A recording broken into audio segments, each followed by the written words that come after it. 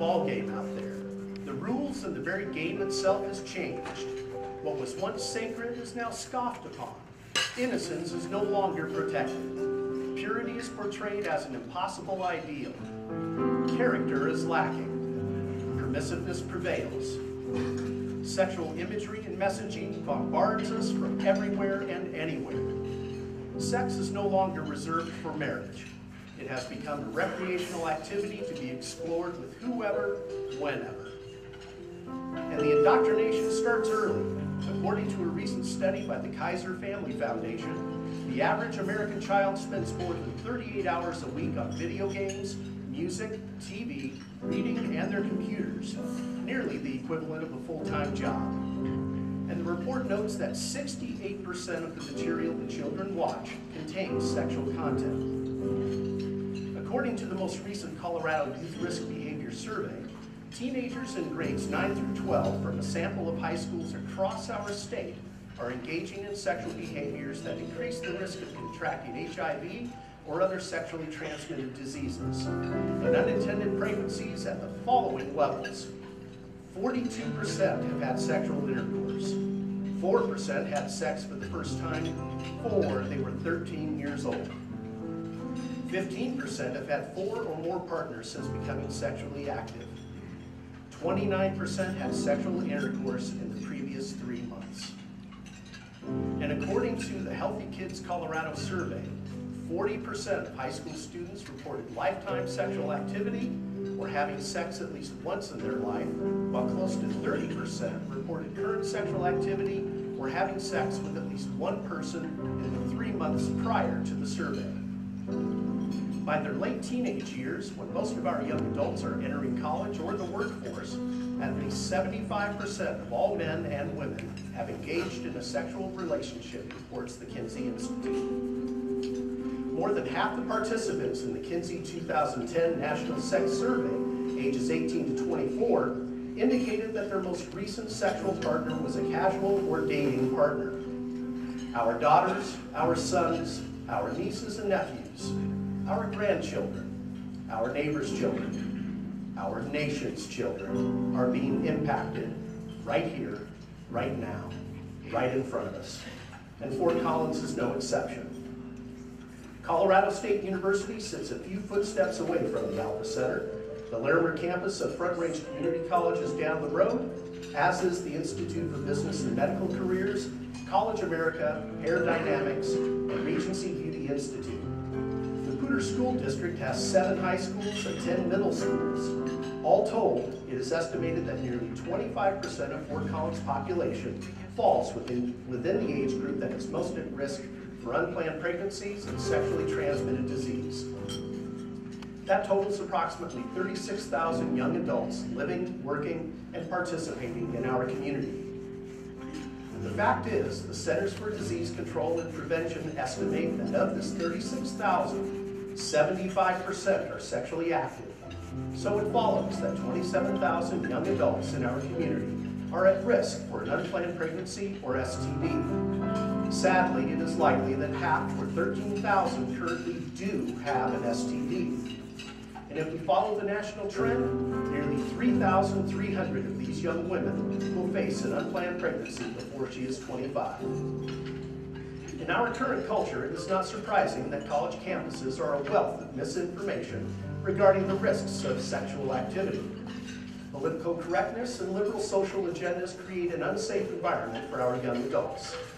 On practically every secular college campus, young people are told just to use a condom and limit the number of partners they have. There is never any talk of abstinence, despite the fact that even the Centers for Disease Control and Prevention clearly state that abstaining from sexual activity until marriage is the only effective prevention against STDs and unplanned pregnancy. Sexual promiscuity and experimentation are given a nod and seen as a rite of passage. At an STD conference put on by the Colorado State Health Department, our staff was disturbed to hear an expert tell his colleagues to advise their patients to go ahead and get herpes now so that they do not face their first outbreak when they are pregnant. The truth is, sexually transmitted diseases can be a serious health threat. Some bacterial STDs can make a person more susceptible to contracting viral STDs, including HIV. An STD infection may damage a woman's reproductive system, impacting any future pregnancies. It may also increase a woman's risk for complications in future pregnancies. A person's risk for certain cancers, such as cervical cancer, is increased with sexual activity and consequent STD infections. Herpes, a viral infection, is incurable and can be quite painful. People infected with herpes often report a negative psychological impact. Costs for testing and treatment can be prohibitive. In an unscientific survey, the average cost for testing at clinics for Fort Collins is anywhere from $150 to $600. In pregnancy, remember, the CDC reports that 25% of women in their college-aged years will face an unplanned pregnancy. If they go to their campus health clinic for help, it is quite likely that she will be referred to Planned Parenthood, because surely she can't be planning to keep the child. It may interfere with her education. So sadly, 33% of all abortions are performed on these vulnerable college-aged women. All told, 20% of all U.S. pregnancies end in abortion. It is, in fact, the most commonly performed medical procedure in our country. Did you know that 3,600 abortions are performed every day in the U.S.? In these 2 hours tonight, 300 babies will be lost to abortion. And here in Colorado, it's reported that around 16,000 abortions are performed each year, or 4.3 a day. On the opposite side of campus from Alpha Center is one of the only advertised abortion providers in northern Colorado, and women come from all over to utilize their services. Let's talk about our teens. 8,000 middle high school students attend public schools in our community. By their senior year, the CDC reports that over 4,800 of them will have engaged in sexual activity. They are also the second largest group choosing abortion and are in the largest group, alongside the college students, contracting STDs. The Boeke School District teaches a comprehensive sexual health curriculum that teaches sexual risk reduction. Reduction, not avoidance. Abstinence is taught as a personal choice, not as a life-saving, healthy lifestyle plan. And sadly, depending on the instructor, all too often it is seen as an unrealistic goal. The emotional toll of casual sex is rarely, if ever, presented in the curriculum. Yet there are multiple studies that indicate that sexually active teenage girls are more likely to be depressed and even suicidal. Classes, brochures, and websites abound, educating our young adults on how to have a healthy lifestyle. Get plenty of sleep, eat right, don't smoke or use drugs, and of course, just use a condom, which only reduces risk when we clearly know how to avoid the risk completely. Somehow, the pervading social agenda does not think that young adults are capable of self-control and are unable to manage their sexual impulses. We used to believe that practicing restraint and self-control built character, but somehow we have devalued this next generation into believing that they have no ability to make decisions regarding their sexual health, that it is somehow unrealistic to believe that they could actually choose to be abstinent.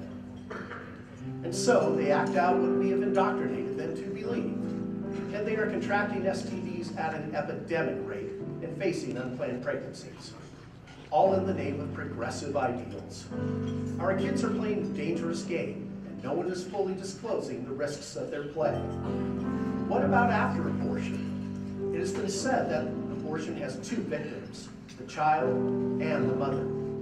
One loses their life, and the other's life is negatively impacted for a lifetime. By age 45, 1 out of every 2.5 women in the United States has had at least one abortion. The number of walking wounded is unfathomable. Nearly 80% of women express that they regret their abortion decision and have experienced some of the symptoms of post-abortion stress syndrome. The majority of post-abortive women are finding it challenging emotionally to deal with their abortion. Over time, the post-abortive woman may find that she has difficulty with her emotions. In dealing with emotional issues, she may struggle with depression, even continued suicidal thoughts or attempts. She may have anxiety, engage in substance abuse, have difficulty sleeping, and sleeping problems that include disturbing dreams and/or nightmares. She may struggle with eating disorders, have trouble with relationships and dealing with partners. She may have problems with severe and disproportionate anger, and may even have problems bonding with and caring for existing children or new babies. In a 2010 published paper in the British Journal of Psychiatry, Dr. Priscilla Coleman of Bowling Green State University did a meta-analysis of 22 studies that included over 800,000 participants, and found that women who had undergone an abortion experienced an 81% increased risk of mental health problems, and nearly 10% of the incidence of all mental health problems was shown to be attributable to abortion. When was the last time, if ever, you heard about the negative emotional impact abortion has on women? We've yet to see that disclaimer posted at the abortion clinic. Casual sex is a dangerous, deadly game. Every day, thousands upon thousands of young adults are engaged in an activity that has serious long-term consequences, and there is no protective equipment available that provides 100% protection. Daily, we are adding to the injured reserve list. Is there any hope? Who will speak up and tell the truth? Is there someone that can change the game?